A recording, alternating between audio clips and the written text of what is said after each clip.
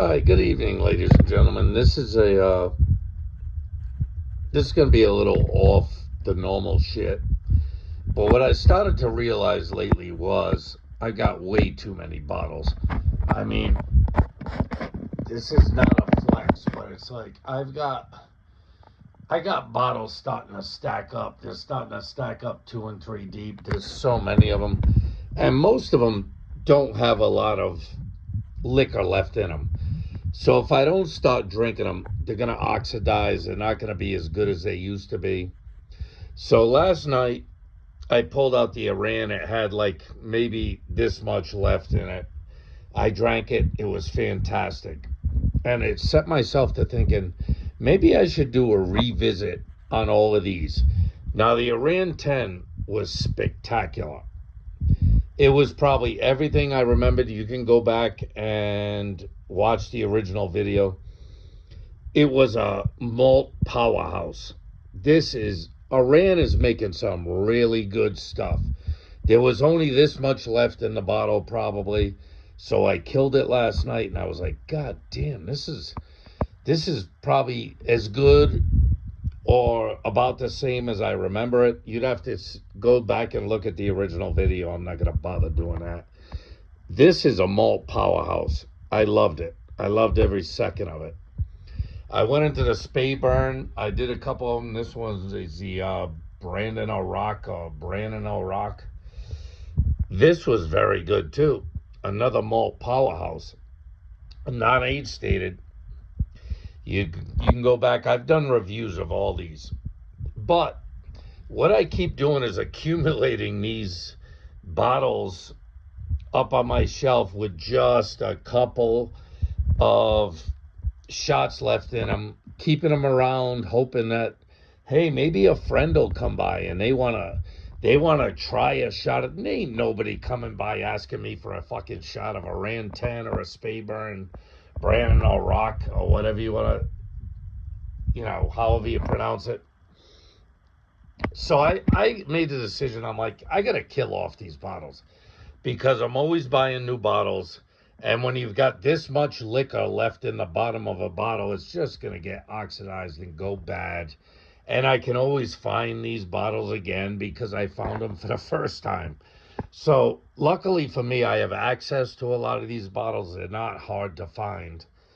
And there's no point in keeping 1 dram at the bottom of a bottle, hoping your buddies are going to come around and ask or want to taste it, because they really don't. Most people have their favorites and they like the taste of them and they want to taste them, but nobody's coming around looking for no rando Scotch whiskeys that Bill finds himself enjoying. So these two got killed last night. Whatever I said about them in the original video, and I'm sure I enjoyed them. I enjoyed the Iran much more than I enjoyed the Spay Burn, but I enjoyed this at least probably as much as I remember enjoying it. These were both solid bottles. And if you can find them for a decent price, look at the original video and how much I paid for them. If you can find them for that, these were everything I can remember. Well, in the tradition of keeping up with that, I was like, you know what? I know the Ben Brioc 12, the Speyside Single Malt 3 cask. Does it tell you here? It tells you on the backside. Hold on, let me put this down. I saw it on there somewhere. It gets the sherry cask, the bourbon cask, and the port cask. So I'll start this one at the Mad Micks Whiskey re-review number 120. I'm not going to bother separating these videos. These two get my solid recommendation for whatever I gave them. In fact, the Iran 10 was better than I thought I remembered it being. That was a solid, malty, beautiful whiskey. The Spay Burn, I don't think I paid a lot of money for that, but if I did, I apologize for not remembering. It was decent, not nearly as good as the Iran 10. And tonight I'm killing the Ben Brioc 12, the 3 cask matured 12. And Ben Riach is a very good distillery. You can see, I don't know, I can't be bothered searching to see if it's natural colored. Look at how much shit. You can freeze frame this thing and look at how many boxes of shit they got to say in it. And that's fine. Whiskey companies are always talking up their shit. So, with that being said, and I'm going to try and tidy this thing up. Let me get it in the snow. Let me drink it and wrap it. Oh, the malt. Oh, the Ben. I haven't touched this Ben Riach 12 in a while. The fucking malt is fucking spectacular. Oh, the fucking malt is right there. This is exactly what I want out of a scotch. The fucking malt is on top. It is fucking beautiful. It is gentle. Fuck it. Let's drink it.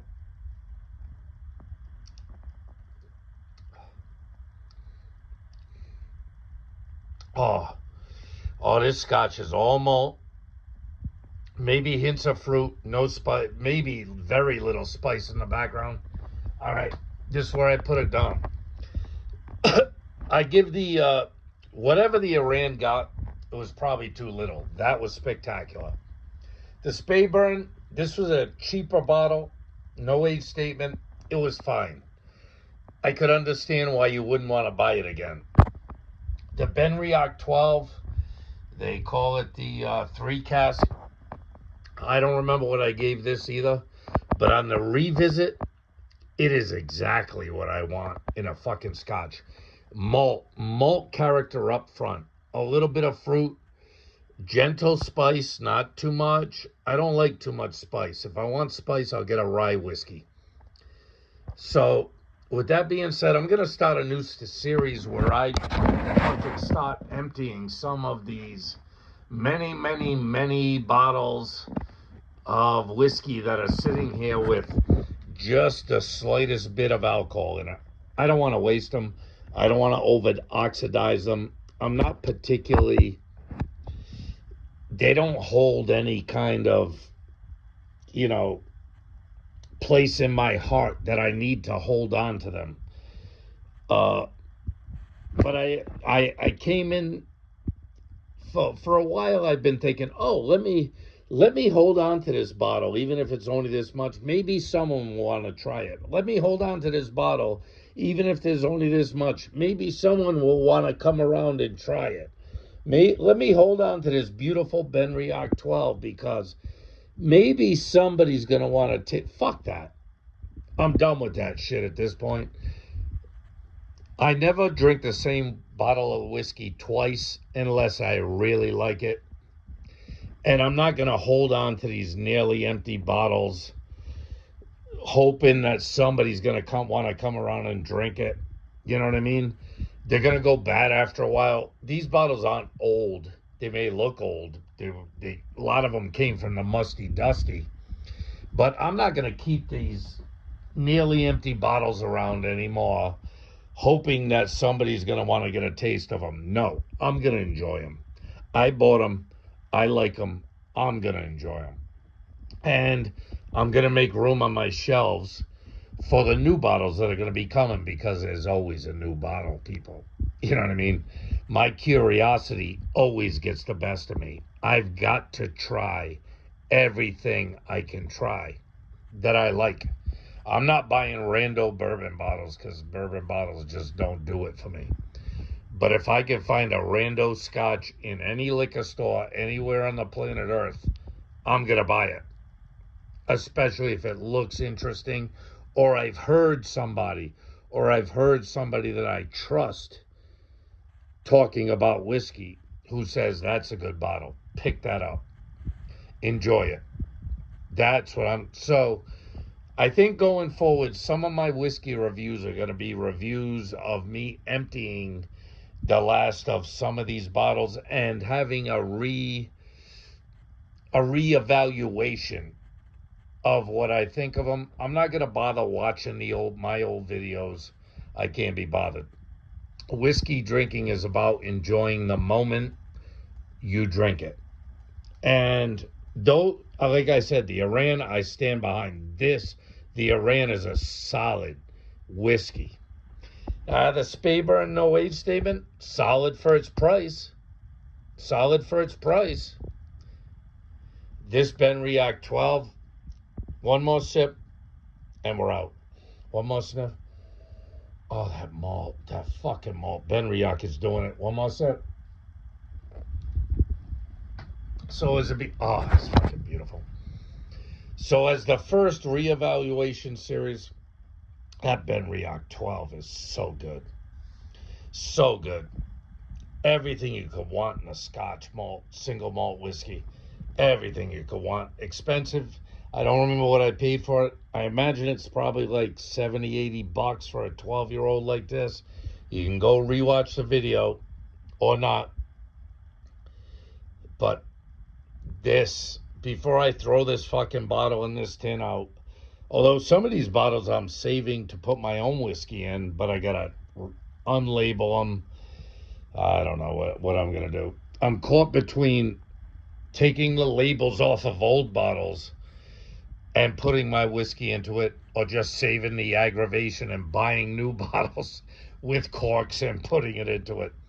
So that's where I'm at. So I'm going to start this new series this way.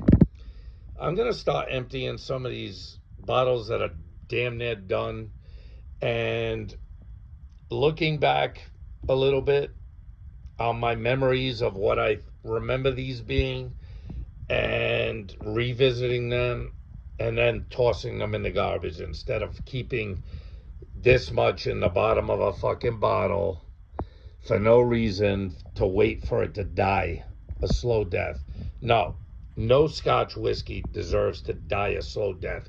It deserves to get drank and enjoyed and then tossed in the garbage. With that being said, fuck off. This is a new thing. Later.